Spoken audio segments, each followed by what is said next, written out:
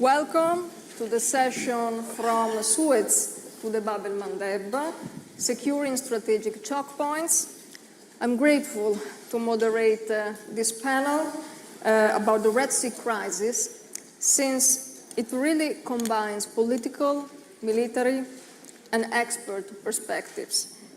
And I feel this can be an added value to discuss such a multidimensional topic. I'm honored to welcome our distinguished panelists, starting from the Minister of Foreign Affairs and Expatriates of Yemen, Dr. Shaya Mohsen Al-Sindani. Welcome. The Minister of State for Foreign Affairs of Somalia, Mr. Ali Mohammed Omar. Welcome. The former Force Commander of EUNAVFOR Aspides, Real Admiral Stefano Costantino. Thank you for being here. And the Co-Executive Director for Knowledge Production of the Sana'a Center for Strategic Studies, Dr. Yasmin Aleriani. Welcome. The Red Sea crisis, with the Houthis' attacks against shipping, emphasizes the political fragmentation of the current global order. Since a coordinated response, or at least a cooperation, between regional and international powers is lacking. And this, of course, despite freedom of navigation, is a public good, a collective interest. In order to make sense of the Red Sea crisis, we must look at what's going on in Yemen. We must look also at Iran. And to understand why the Bab el-Mandeb choke point is in trouble, it's also useful to assess the multiple insecurity drivers spreading between the southern Red Sea and the Gulf of Aden. There are 2 points that I would like to raise to kick off the discussion this morning. The first is about connectivity. The Red Sea crisis occurs while political and power relations in the Middle East, and especially in the Gulf region, are increasingly driven by networks. Think to the expansion of commercial ports, to commercial exchanges, and also to the IMEC project. But connectivity stands exactly at the opposite of maritime disruption or even interdiction. And the Red Sea crisis indirectly affects also interlinked security theaters like the Horn of Africa, more broadly the Western Indian Ocean, and also the Mediterranean. Yesterday, I listened with great interest at the speech of Dr. Samir Saran, the president of the ORF, when he stressed that the war will not stop big projects. Maybe. In the meantime, however, security threats are testing the resolve of partners in pursuing projects when these are related to this waterway. The second and last point is about deterrence. The Red Sea crisis sheds light on the limits of state powers' deterrence in tackling threats coming from non-state armed actors. And these threats are also multi-domain. Think to the Houthis. They attack ships with missiles, drones, drone boats. They use sea mines, but they also hijack ships. And the lack of effective deterrence tools represents a big issue for all, starting from neighboring GCC states, which are implementing ambitious economic diversification programs that are also related to the Red Sea coast of the Arabian Peninsula. Think to Saudi Arabia. Minister Zindani, I would like to start with you. The Yemen war has entered its 10th year, and the national truce, which technically expired in 2022, is still quite observed by warring parties on the ground. Warring parties who committed to a UN roadmap for a ceasefire in December 2023.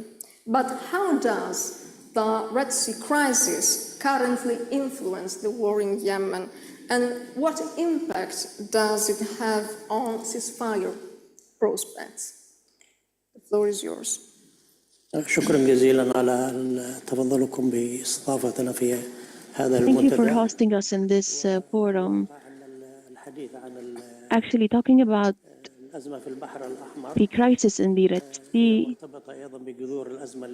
is also directly related to the Yemeni war and its influence on a regional and international level. Certainly, our government was not surprised by the actions done by the Houthis in the Red Sea, because this was a result of what happened in Gaza, and the Houthis used this as an excuse in order to implement their agendas, and in order to restate their presence in Yemen. They have hijacked a number of ships, and starting 2018, we would like to say that these groups are a threat to the international peace and safety. It is also a threat to the ships, and also it is also a threat to Yemen. Probably what's happening in the Red Sea has had very bad impact on the Yemeni people. The prices have increased, and we were probably one of the countries that were the most affected. We have witnessed around the loss of around $8 billion. We have a roadmap that shows our long-term objectives, especially, for example, to pay the wages of the employees and to reopen our airports. However, what happened in the Red Sea destroyed this roadmap, and this is why it should stop, so we can implement our roadmap, and in order to reach peace, and in order for us as a Yemeni government to implement this roadmap and reach the international and peace in the world. Thank you, Minister. So the roadmap has also been affected by the Red Sea crisis, and thank you also for stressing the humanitarian impact of the Red Sea crisis. State Minister Romano, the Houthis' attacks against commercial vessels have in some cases reached even the Gulf of Aden. How does the Red Sea impact on the Horn of Africa, and how specifically it is affecting Somalia, its security and economic interests? Thank you. The importance of Red Sea was spoken for the last day or two. Red Sea connects a very strategic choke points of Suez Canal and also Bab el-Mandeb. Red Sea importance was not new. Even late 19th century, the French, Italian, and British were also still curving the area of Red Sea. So Red Sea importance is well known. The question is how it impacts. It impacts in two ways. It impacts both in security and also in economics.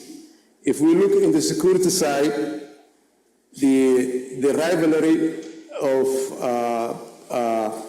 the emerging countries and also the global powers in the region, that competition has created a big challenges on the states in the region, both Somalia and Yemen and also others in the region.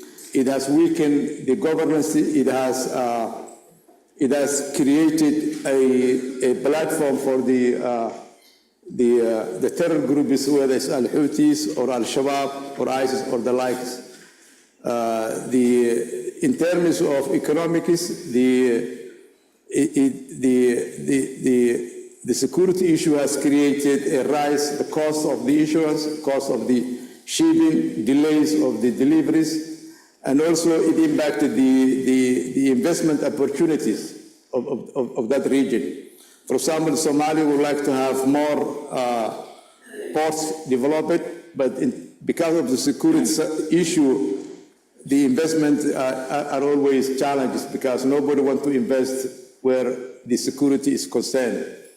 So the question is, what are the root causes of this security issue in the region? I think the root causes are mostly external interventions of the region. There are superpowers, global powers, emerging powers are all competing on creating a proxies in the region that damage the governance, the state institutions of those governments, whether it's Somalia or Yemen. I think the ultimate solution is to help those two countries to establish their own institutions and security infrastructure so they can secure rather than bring in additional forces outside. Those will be only a short-term solution rather than a long-term solution. And the long-term solution is to help Somalia and Yemen and others in the region to have a security establishment that can secure the region. External forces will not be able to secure. They will just create more insurgent and more crisis. So in a nutshell, the impact of the Red Sea crisis are damaging and causing a humanitarian issue, economic issue, and also security issue in our region. And we hope meetings like this will find a way to enhance and also create more understanding how we can solve in the long-term solution rather than short-term fixes. The long-term fixes is to help Somalia and Yemen establish secure and better governance in that area. I thank you. Thank you. Thank you, State Minister. Very, very strong and important point that you made about also the global power competition between global powers that affects also the stability of the sub-region and the need for Yemen and Somalia also to find a way to improve security conditions in the area together. I would move now to the Mediterranean with a question for Rear Admiral Costantino. 1 year since the start of the Houthis attacks, how does the Red Sea crisis impact the maritime security in the Mediterranean? Also building upon your first-hand experience, how much the Mediterranean security is interlinked with Red Sea security? Yes, as you said, just 1 year ago, on the 19th of November 2023, motor vessel Galaxy Leader, with a sort of illegal seizure, is still there in Udeda, was attacked by Houthi. So this could be considered a sort of starting point in terms of crisis at sea, in the Red Sea. Not only Red Sea, also Gulf of Aden, of course. And you are well aware, 2 choke points, Suez, Bab el-Mandeb, strategic choke points, just because able to connect the East, the Far East, with the Mediterranean basin. So it's crucial to say that the Mediterranean basin is strictly interconnected with the rest of the world, thanks these choke points, such as Gibraltar, of course. And so we are talking about this sort of starting point, followed by a growing attack at sea with drones, with missile by Houthi against a wide range of ships. We're talking about oil tanker, bulk carrier, and so on. Indiscriminate attack, not only towards a specific flag, also because, you know, behind a single merchant ship, there is a set of flags. Flags of the owner, flags of the ship, port registry, flags of the beneficial owner, flags of the crew, so that the attack against the motor vessel, is an attack against a global good, sea line of communication, sea trade. So more than a few companies, shipping companies, decided to turn around Good Hope Cape. So this means a delay in terms of transit towards Europe and an increasing level of cost.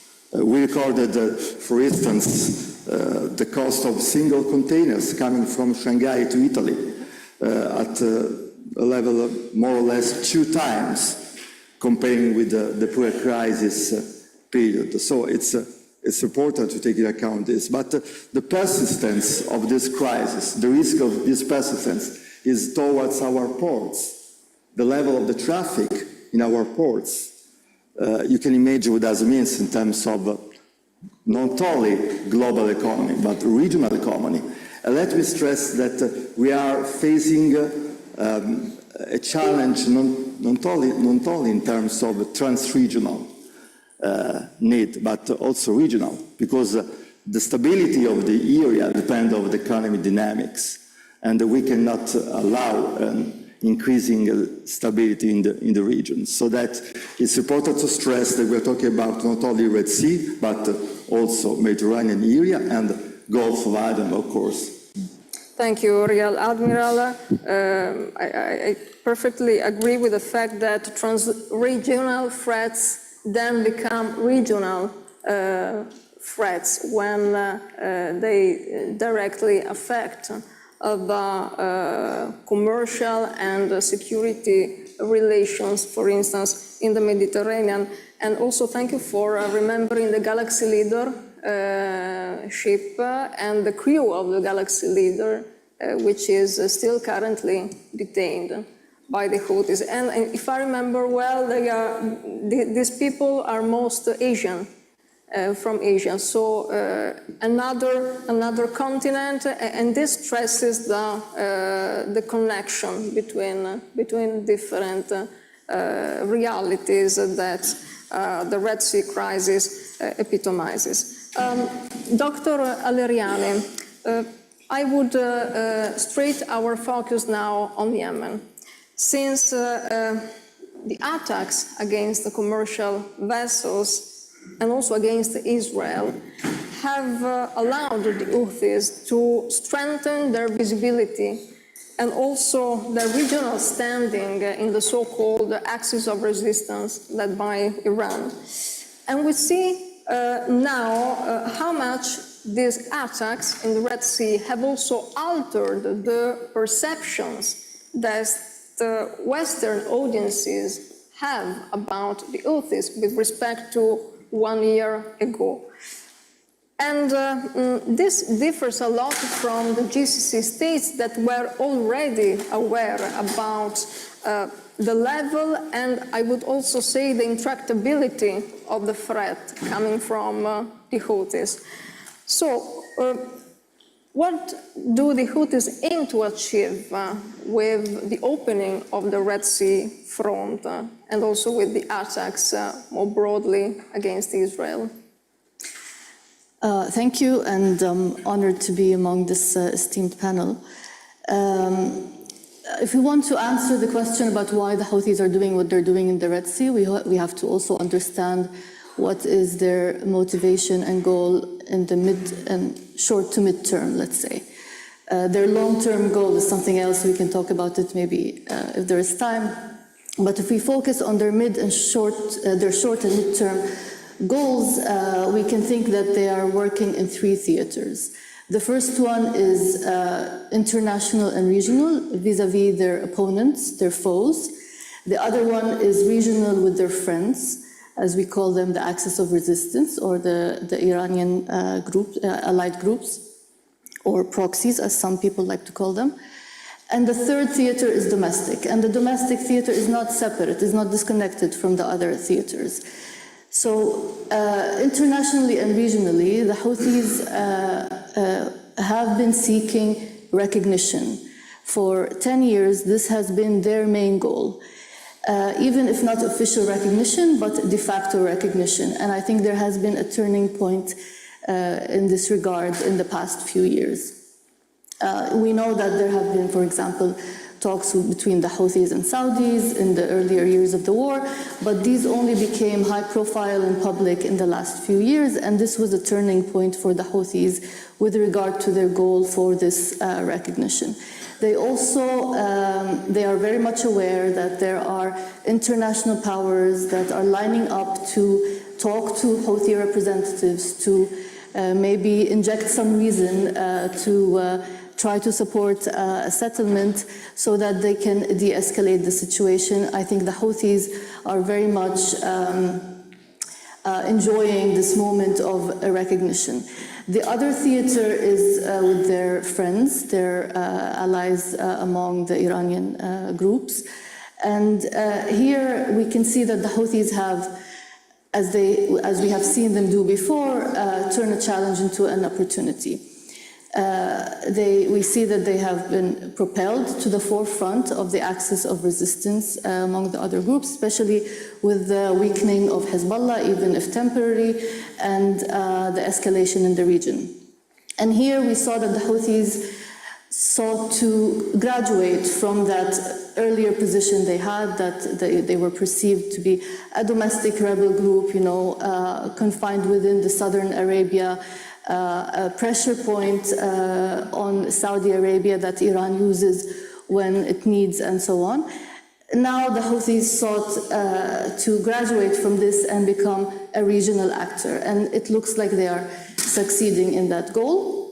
And they're proving their utility to Iran and the other groups. Although this utility, we have to be careful, can become a liability if the calculus of Iran changes down the line. But this is a very important moment for the Houthis because they really became a regional actor, and this is the reason why we are speaking about them in an international forum like this. And we will see kind of more about this role, especially in relation to their networks within the Horn of Africa and the African continent, beyond even the Horn of Africa. We are seeing collaborations with groups like Al-Shabaab and even beyond that, particularly on weapon smuggling and commerce and so on. And the third theater, which is the domestic theater, and it is usually not, little attention is paid to that dimension of things, but it is connected to what is happening in these regional and international arenas. And basically for the Houthis, what they want domestically is to operate like a state, but without the responsibility of governance. So they outsource governance responsibilities such as payment of salaries and other things to Saudi Arabia, for example, to the UN, and so on. They also have been militarizing the population basically through and through. I mean, from very young children to youth and older. And this does half the job for them, because if you, in 10 years, 15 years, you have a militarized population who has internalized that there are no other options but to join the front line because the world is against them, then you have a population that you can control more easily. And they also continue to extract from the population, and we know that Yemen, the poverty is quite severe in Yemen, but they are very, very effective tax collectors. And they continue to have access to public revenues. And of course, we know that their goal, I mean, they have specific kind of pressure points that they respond to. We can talk about them in a little bit, but basically, domestically, this is what they are working on. They have totalitarian tendencies, they govern through fear, and they continue to try to control the population. They also realized that after the April 22 ceasefire and the lull that followed up until 7 October, when they decided to go into the Red Sea in November, basically that they will need to answer to a population that is starting to demand more because of this moment of peace that the population was becoming aware of. And so I think they also realized that they need to have a perpetual state of war and threat so that they can continue to control the population. And I think to understand what is, why the Houthis are doing what they're doing in the Red Sea, we have to see this bigger picture of what motivates them and what drives them forward. Thank you, Dr. Aleriani. I would like to stress 2 points from your speech. The first one is the fact that the Red Sea front has been opened by the Houthis for a series of reasons in their strategy, and this highlights how much the Yemen war is multi-layered. We have to remember that the Yemen war starts as a domestic conflict, a political conflict, and then it gradually also becomes a regional indirect conflict between powers, so the domestic and the regional layer, and now also the global layer of the conflict in the Red Sea.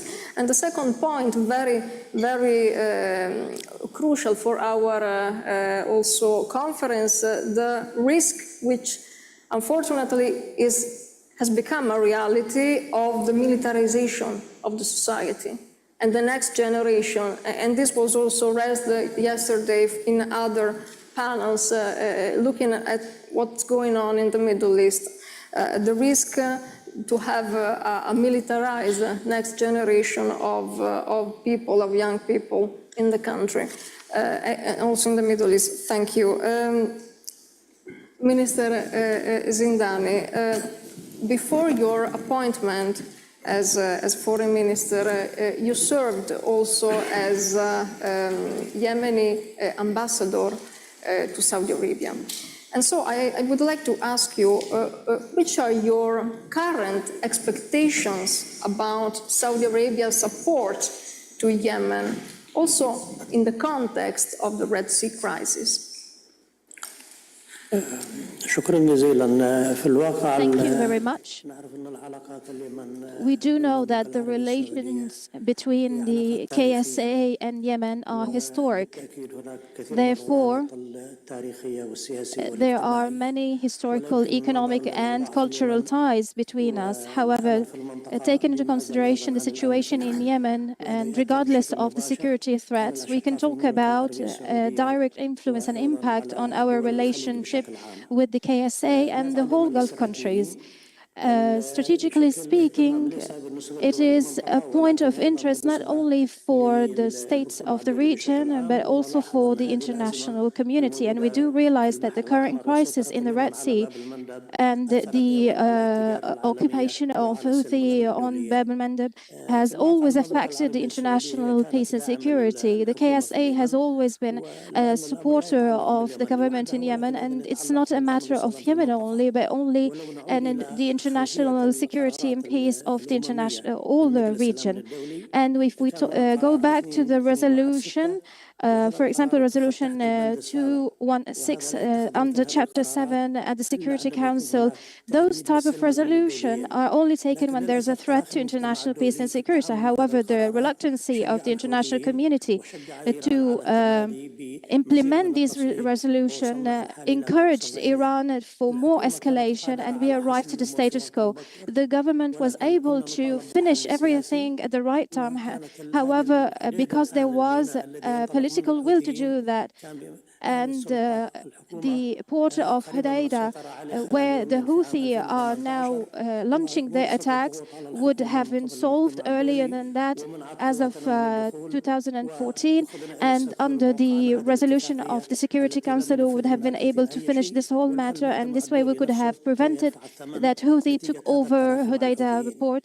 And the international community, therefore, is paying the price for being reluctant with the Houthis. Therefore, I believe that it's not a matter only to KSA or Yemen. There should be a new approach to deal with the Houthis by the international community and the region itself. We believe that supporting the Yemeni government is a key to be able to spread its power and mandate over all the coastlines of Yemen and all the ports, and be able to strengthen its relationship with Somalia and Djibouti. And in addition to that, there should be a unified mechanism when we deal with the Houthis. We should talk about international regional efforts that are unified under one flag, which is containing this escalating threat in the Red Sea. On the other side, we should see that the peace process should be within a vision that serves the interests of the Yemeni population. This is for Yemen, because the Houthis are supported by Iran. The missiles are provided, the drones and the missiles are provided by Iran. And we are not seeing any real efforts in the past 10 years to implement by the letter the resolutions of the Security Council in order to stop the arming of Houthis. And I do believe that the resolutions of the Security Council should be implemented in order to prevent the armament of Houthis, the Houthis that are threatening the international peace and security. On the other side, we do believe that with the KSA, we support the efforts towards the peace process.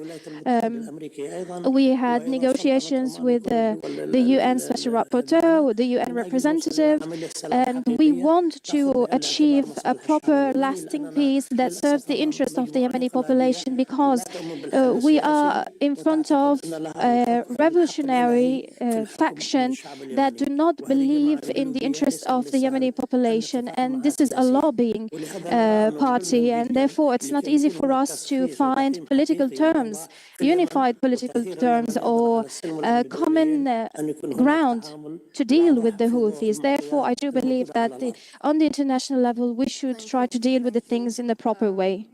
Minister, just a short follow-up question. You strengthen now the need for a new approach by also international powers to Yemen and to the Red Sea crisis.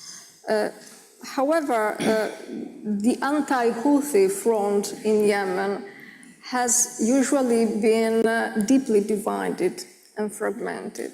So is it the internationally recognized government ready to be a strong interlocutor for the international community, improving the level of coherence and union about this point in order to build with the international community a new approach to the Red Sea crisis?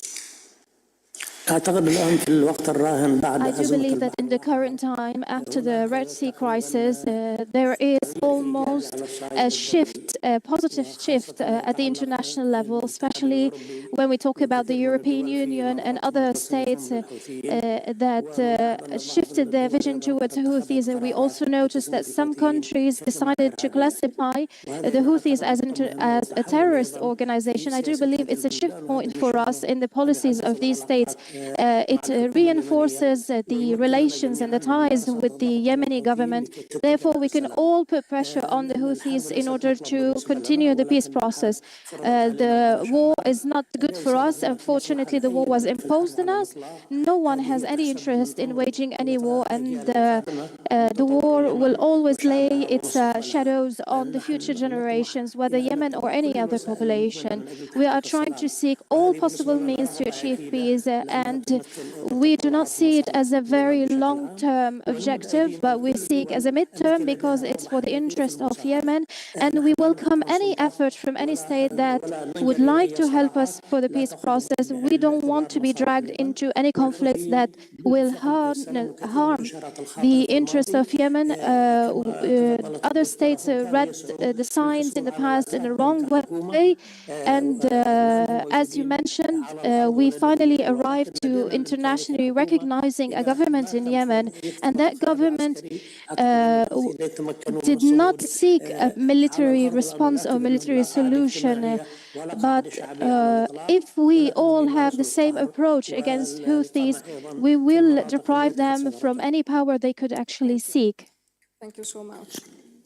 State Minister, non-state actors are active both in Yemen and Somalia, also controlling coastal areas, which are key for maritime security.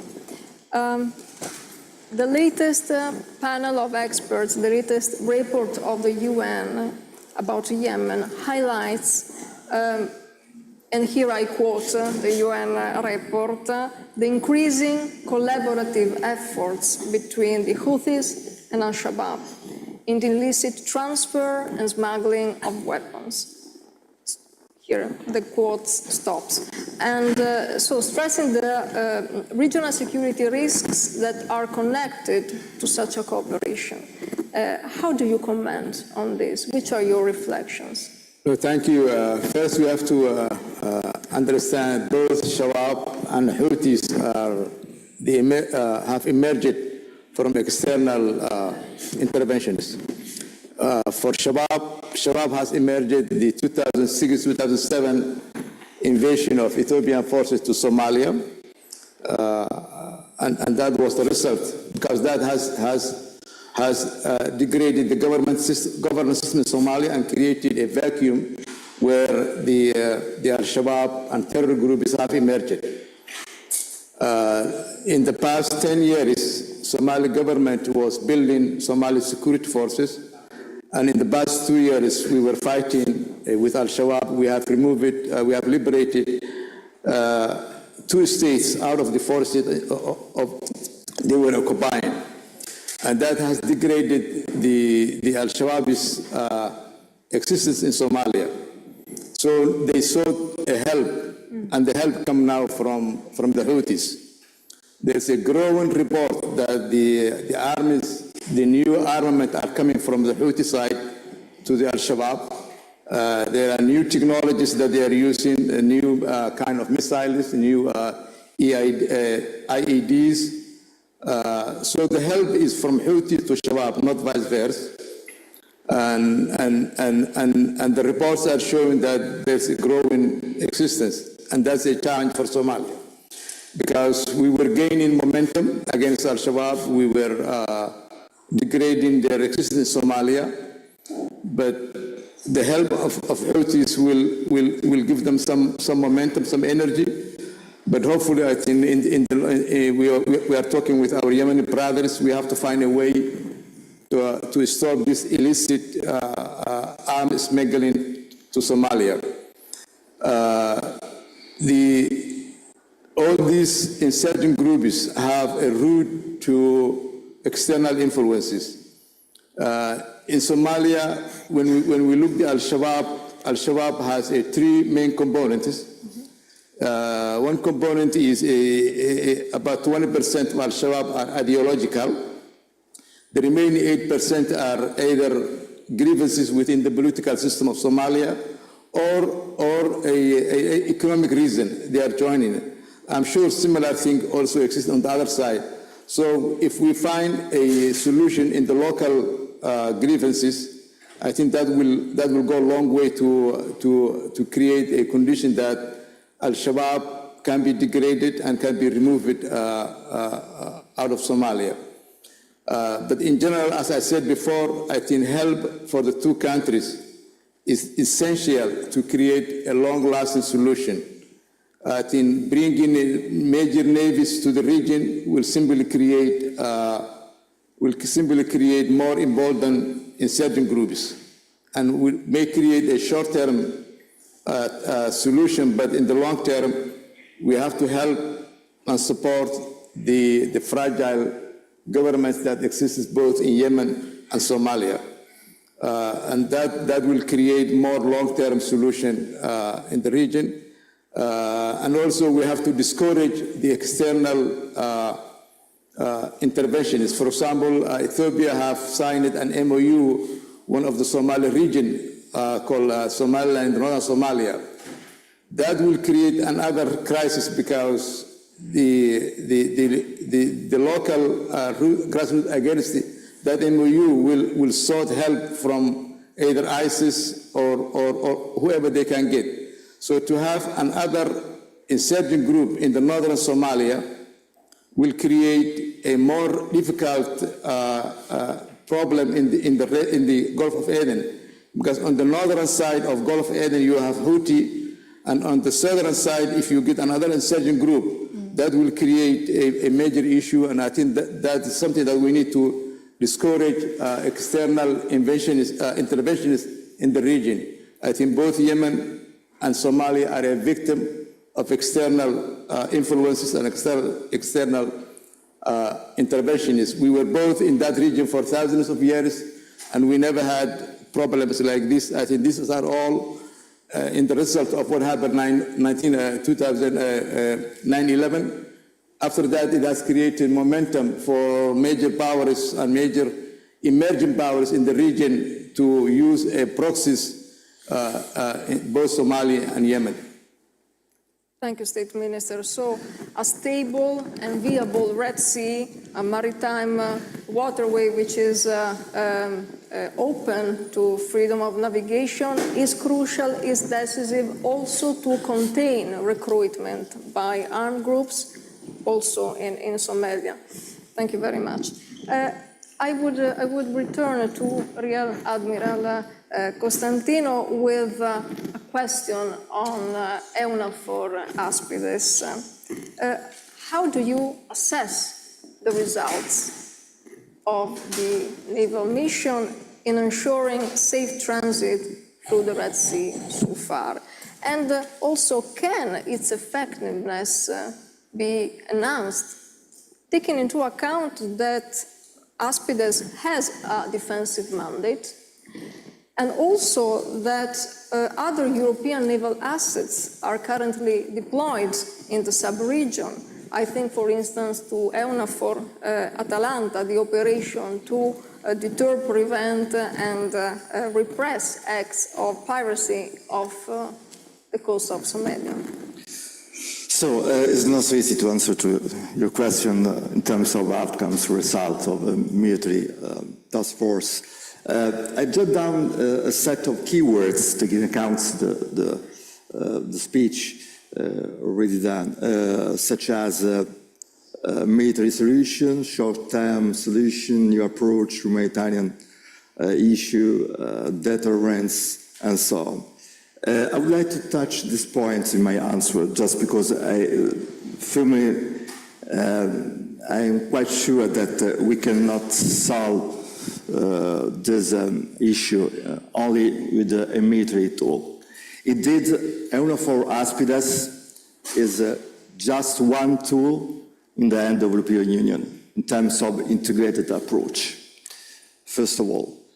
Second, I would like to say that the Aspides could be considered, let me say, a successful story. Just because in January 2024, United Nations signed a resolution 2722, and 1 month later, a set of warship already at sea in order to turn words into action. Action means presence, with a sort of a threefold mandate to guarantee a situational awareness, what's going on at sea, to accompany the merchant vessel, and to protect. All these tasks with a descalatory posture. The Sky report could be considered a key point in order to avoid any kind of escalation, taking account the behavior of Houthi. So it's crucial, the mandate of the European Union, not so easy to carry out, but it's important, the presence. And I would like to take into account also a specific event in order to show how is important the presence, and so that also the result of Aspides. Just a few months ago, motor vessel Union, hit by the missile, was this vessel drifting along the sea line of communication in the Red Sea with 150,000 of tons of oil. You can imagine in terms of environment disaster. So, thanks let me say, the presence of the warships in a high-risk area where it's quite impossible to, let me say, to support a vessel in distress with a high risk, it was possible to move the ship in a safe place and to contain the risk and to save the entire area in terms of environment risk. Thanks to the presence of Aspides. So Aspides is a tool, depend on the willingness of not only the European Union, but all the countries to collaborate, and so that I would like to touch another keywords, the cooperation, the inclusiveness of Aspides, ready to collaborate with all the actors at different levels involved in maritime security. Maritime security means safety. So it's important, and the approach of the European Union towards the local community, the coastal state, we cannot to face this challenge without the support of the coastal states. And we are on the right track. What do you need? Persistency and the consistency. The continuous support by the European Union members, navies, in order to fuel the mission, to guarantee the presence of the warship. Thanks to the presence of the warship, I would like to say that we can also invest in the so-called, naval diplomacy. So warship, in order to guarantee the dialogue, in order to support the collaboration at different levels, not only at military level, but also as a tool in the hand of the European Union at interagency level. Thank you. Thank you, Real Admiral. So, persistency is the key word, and the goal is naval diplomacy, also with regional partners. And here I would move to Dr. Aleriani. What has been the stance of the GCC states with regard to naval operations in the Red Sea so far? And do you expect any change in posture, in political choices by the GCC states with the elected US President Trump? The GCC states have not had a unified approach, let's say. There are, again, back to the 3 points, but there are 3 approaches from the GCC states. There is the UAE approach, and the UAE is, of course, it has established its position in the southern Red Sea, and it feels that it needs to protect its interests there. So the UAE perhaps would be willing to take further action to limit what the Houthis are doing in the Red Sea and to limit their outreach. But it is also not going to take that move without Saudi taking the first step and without some US security guarantees. If we think about the position or the stance of Saudi Arabia, since basically April 2022 and the beginning of the ceasefire and the kind of the Saudi-Houthi talks going into a serious direction. The Saudis have decided that they don't want to go back to the pre-April 2022 situation or context. They feel that they need to pacify they need to de-escalate, they have to focus on their economic interests, and the economic, there's high stakes when it comes to the economy for Saudi Arabia and also for the UAE. And so for Saudi, it will do whatever it can.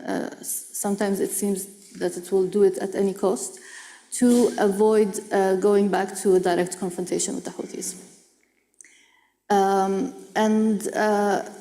We have also seen that they saw that the only way to really contain the situation with the Houthis and protect their national interests and ensure that there are no more missiles coming into their territory is that they went into the agreement with Iran, brokered by Beijing.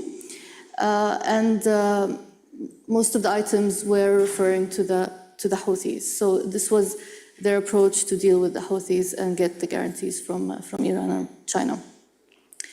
The third stance within the GCC, let's say, is more containment, more trying to work within the context and the Yemeni and regional context. We can think of maybe Oman working as a mediator in this front, perhaps Qatar, but I think their position is also going to be challenged, especially with the Trump administration.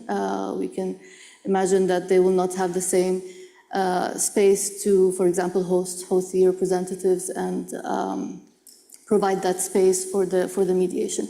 So at the moment, we don't have a unified stance from the GCC, and I think this is part of the problem. And if we think about really what should be the type of cooperation, we have to think of more comprehensive multilateral approach to deal with this crisis. We need to see some alignment between the different approaches within GCC, but we also have to engage the littoral states to the Red Sea because their security interests are at stake, really, in the Horn of Africa and Egypt, as we've heard yesterday with the Excellency Foreign Minister of Egypt, who said that the loss from the Suez Canal exceeded $80 billion. This is huge. So I think we need to really think about more strategic approach to deal with the situation rather than every state dealing with it in isolation to protect its own interests, because this is not very sustainable. Thank you, Dr. Aleriani.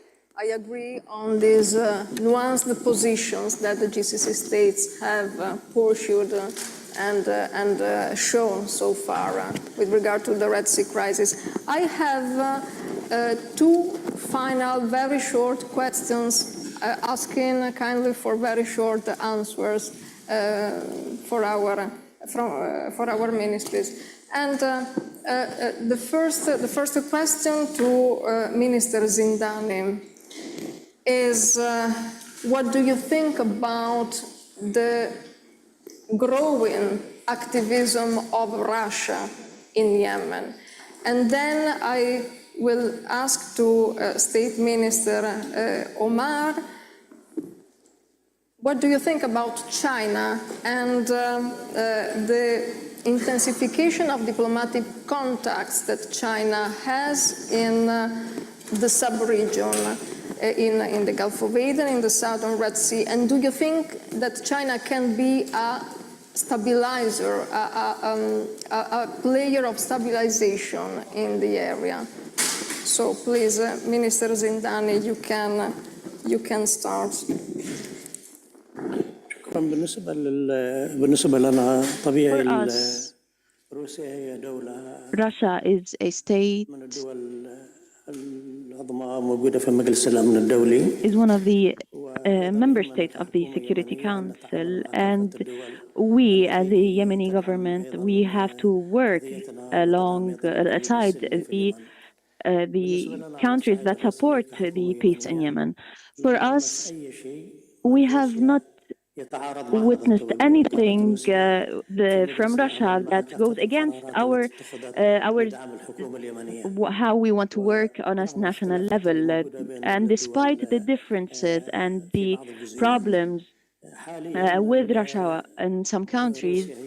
Russia right now has shown its willingness to work alongside with us, and they have reopened the Russian embassy in Aden, and this is something we consider a positive step, and we also encourage different countries to come to Aden, to our capital, that is our temporary capital, and we also encourage the international organizations to work here. There are some information about a relationship between Houthis and Russia. However, Russia has assured us that all its efforts with the Houthis aim towards reaching the peace of the region, just like any other country is doing. So they are not supporting Houthis. They are not providing them with military aid. This is my answer to your question. Thank you, Minister. Thank you so much. State Minister Oman. Yeah, thank you. I mean, China is a growing economic power. I think its interest in the region is a positive. I think it will create more economic interest, more economic competition of the region. We have not seen anything that concerns about the security of the region, even though China has a military base in Djibouti, which is also on the Red Sea. So, I mean, all other nations, whether it's France or US or many other countries have military bases in Djibouti. But China's interest in the region is mostly economic. I mean, they built a lot of good infrastructure, both in Djibouti, Ethiopia, and Kenya. I think that's a very positive, and we welcome, and we don't see anything that affects the security of either Red Sea or Gulf of Aden or on the Horn. So in general, to have more options, economic development, I think is a positive thing to have. Thank you.